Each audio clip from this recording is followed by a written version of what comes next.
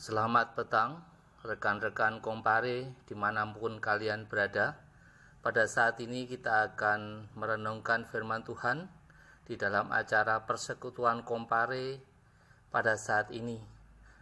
Tema yang hendak kita pelajari pada saat ini adalah berdamai dengan masa lalu yang diambilkan dari Kejadian pasal 33 ayat 1 sampai ayat yang ke-16. Sebelum kita akan melanjutkan, mari saya ajak untuk berdoa. Terima kasih ya Tuhan, pada petang malam hari ini kami bersama-sama berkumpul menghadap Engkau. Kami akan merenungkan sebagian firman-Mu. Kiranya Engkau berkati, kiranya Engkau mampukan kami, sehingga kami tahu dan mampu untuk mengerti akan firman-Mu pada saat ini. Terima kasih ya Tuhan, hadirlah dalam diri kami, karena kami sudah siap untuk belajar mendengarkan firman-Mu. Terima kasih Tuhan, di dalam nama Tuhan Yesus, Tuhan dan Juru Selamat kami yang hidup, doa ini kami panjatkan. Amin. Teman-teman Kompare, pada saat ini saya tidak akan membaca bacaan kita, Kejadian pasal 33 ayat 1 sampai 16, karena cukup panjang. Tetapi inti dari bacaan kita pada malam hari ini adalah bagaimana Yakub berkeinginan untuk menemui Esau, kakaknya.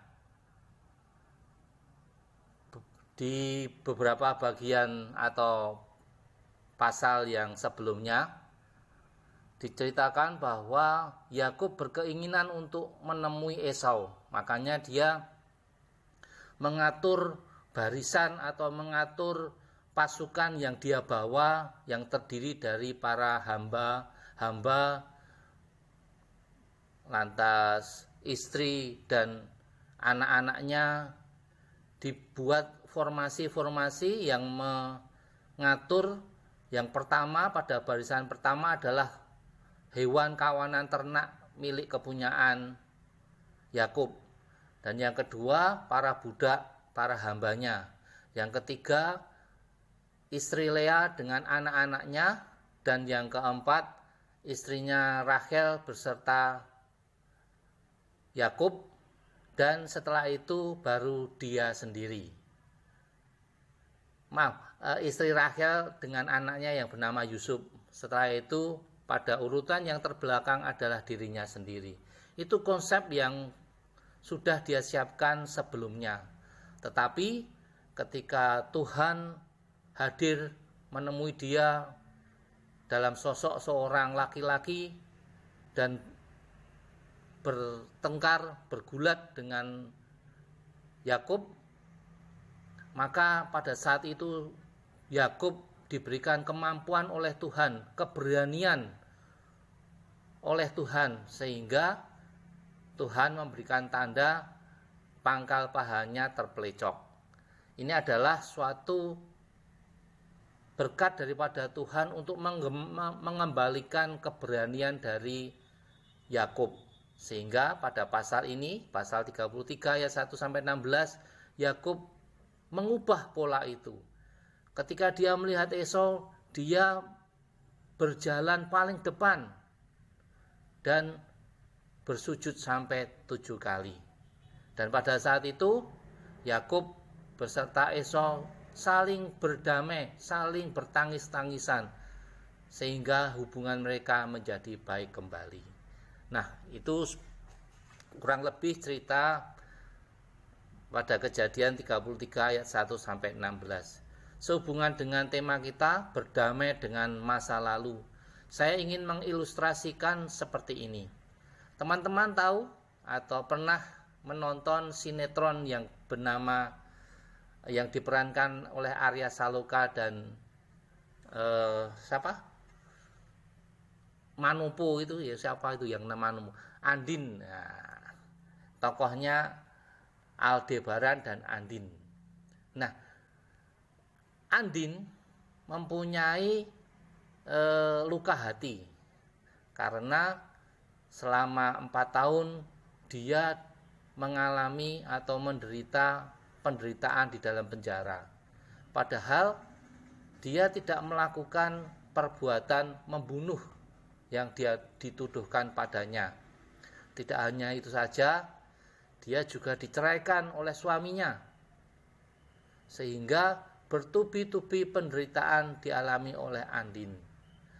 Pada suatu ketika keadaan sudah mulai berubah, suaminya yang pertama itu menuntut pengakuan anaknya yang dikandung oleh Andin, yang bernama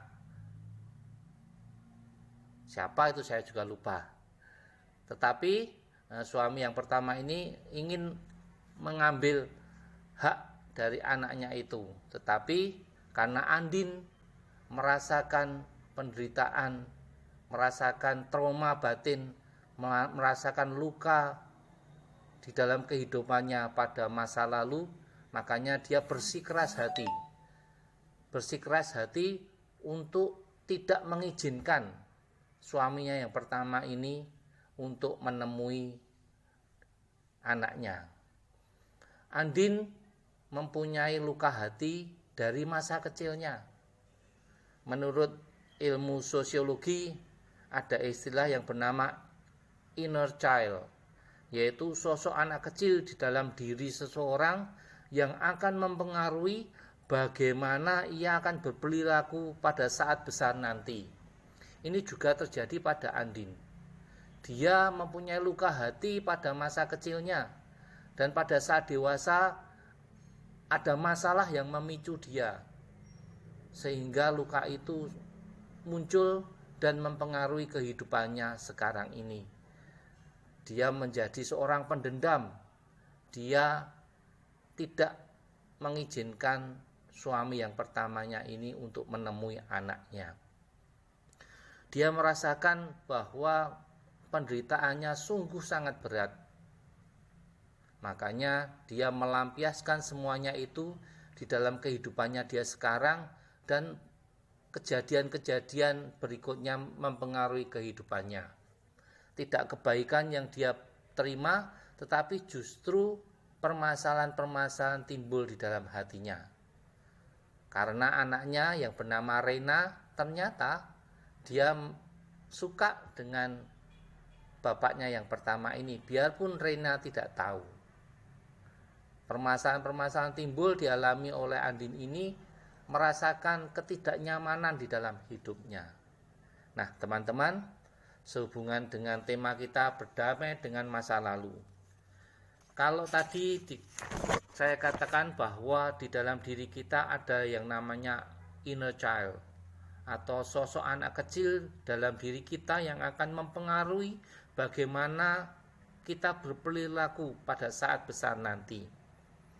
Nah, ini sangat berbahaya sekali kalau kita mengalami masa kecil yang mengalami trauma atau luka batin.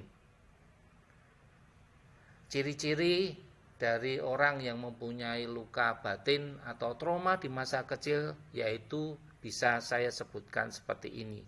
Yang pertama, memiliki rasa takut akan ditinggalkan seseorang. Dengan gejala selalu ingin lengket dengan pasangan sampai dengan skala yang berlebih.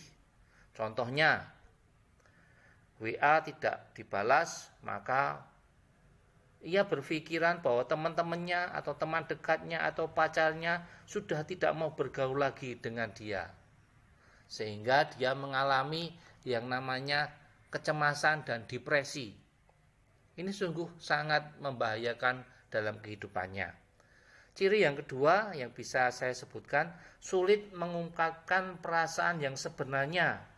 Dengan gejala susah untuk mengemukakan pendapat di muka umum, di rapat, ataupun di dalam pertemuan. Tidak merasa enakan, sulit berkata tidak walaupun hatinya menolak. Mungkin dulu dia mengalami pada masa kecilnya, dia mengalami orang tua yang otoriter, yang akan menghukum bila ia berbicara ataupun berpendapat.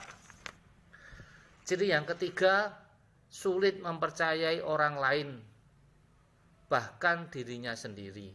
dengan gejala mungkin dulu pada waktu kecil dia suka dikecewakan oleh orang-orang lain, baik orang tuanya, saudaranya, temannya, atau yang lainnya. Dan untuk melindungi dirinya, ia berlaku tidak mempercayai orang lagi atau bersikap curiga. Hal-hal tersebut, contoh-contoh tersebut sangat mengganggu dalam pemikiran ataupun perbuatan tindakan kita pada saat ini, karena semuanya akan berdampak bagi diri kita secara psikis. Kita merasa tidak nyaman karena kita masih mempunyai luka batin ataupun trauma masa lalu.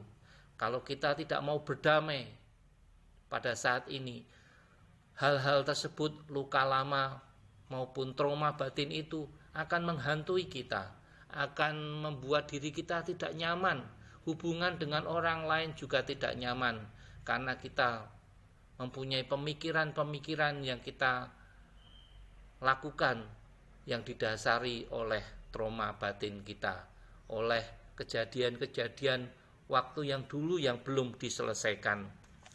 Nah, teman-teman remaja pemuda Kompare, lantas bagaimana solusi yang harus kita lakukan agar kita bisa berdamai dengan masa lalu kita? Saya bisa sebutkan salah satunya, yaitu yang pertama, menerima bahwa masa kecilmu memang tidak sempurna dan berusaha untuk berdamai dengan diri kita sendiri. Yang kedua, cari lingkungan di sekitarmu yang meningkatkan kembali akan rasa percaya dirimu dengan lingkungan-lingkungan yang positif. Yang ketiga, berbicara pada orang lain yang dianggap ahli di dalam bidangnya agar luka batinmu bisa sepenuhnya sembuh. Tentunya dengan seorang psikolog yang dia tahu persis bagaimana harus menyikapi dan menyembuhkannya. Nah, demikianlah rekan-rekan pemuda remaja sedikit yang bisa saya sampaikan sehubungan dengan tema kita, berdamai dengan masa lalu. Semoga kita semuanya apabila mempunyai hal-hal di dalam masa kecil kita yang menimbulkan trauma, menimbulkan sesuatu luka batin, dan sampai saat ini belum bisa kita selesaikan, belum bisa berdamai, marilah saya ajak kita semuanya untuk berdamai dengan masa lalu kita, sehingga ketika kita sudah berdamai dengan masa lalu kita memulai proses yang baru, sehingga hubungan kita dengan orang lain menjadi lebih baik. Kita tidak dihantui lagi dengan pemikiran-pemikiran kita pada masa lalu, tetapi kita dengan positif menatap ke depan untuk mengawali hubungan kita dengan orang lain secara lebih baik. Amin. Mari saudara-saudaraku, pemuda remaja, kita tutup persekutuan ini dengan doa. Terima kasih ya Tuhan, kalau pada petang malam hari ini Engkau boleh memberikan sapaan firman-Mu. Engkau menunjukkan kepada kami ya Tuhan, bahwa kami harus berdamai dengan masa lalu kami, ketika kami belum bisa menyelesaikan permasalahan-permasalahan waktu masih kecil kami, sehingga permasalahan-permasalahan tersebut, luka batin maupun trauma, masih kami pegang sampai saat ini. Tetapi melalui firman-Mu ini, Engkau berikan kemampuan dalam diri kami untuk belajar melepaskan dan berdamai dengan masa lalu kami. Terima kasih ya Tuhan, kami serahkan kehidupan kami ke depan ke dalam tangan pimpinan-Mu. Kiranya Engkau sendiri akan memberkati kami dan memampukan kami untuk kami boleh berjalan, boleh melewati kehidupan kami masing-masing dengan baik. Terima kasih Tuhan.